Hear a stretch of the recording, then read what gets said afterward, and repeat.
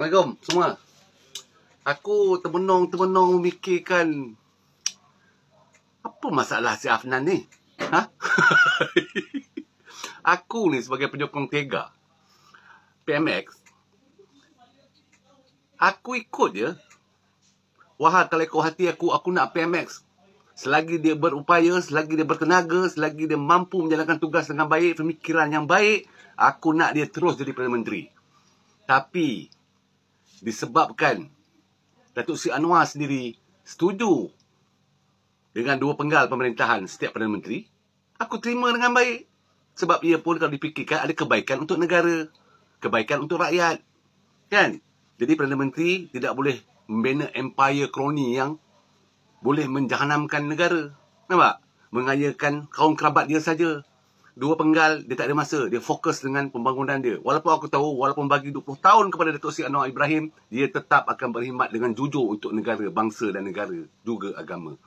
Aku yakin. Tapi dah Datuk Seri sendiri setuju, kami terima dengan hati yang tenang. Yang aku pelik ni, KP PAS ni, apa cerita? Sepatutnya dia setujulah. Dan dia pula yang meroyan. Kenapa? Ini, kalau kau dah yakin dan percaya dengan Datuk Seri Anwar Ibrahim, nyatakanlah dengan terang. Jangan sembunyi-sembunyi. Jangan takut. Ni bunyi kau tak setuju Datuk Seri Anwar Ibrahim tetapkan Perdana Menteri itu hanya boleh memerintah selama 2 penggal. 10 tahun. Kau risau sebenarnya kau tahu tak ada yang layak menggantikan tempat Datuk Seri Anwar Ibrahim buat masa ni. Kan? Sebab itu kau meroyan. Sebab itu kau, tak betul, tak boleh. Sebab sebenarnya dalam hati dia percaya dan yakin Datuk Seri Anwar Ibrahim boleh membina negara dengan baik, menjadi Perdana Menteri yang jujur, ikhlas, dan tidak akan membuat perkara yang tak betul, yang boleh merugikan negara. Sebab itu dia meroyan bila Datuk Seri Anwar kata dia setuju. Hanya 10 tahun saja dia berkuasa. Nampak? Kalau betul, kalau dah jatuh cinta, nyatakanlah dengan terang.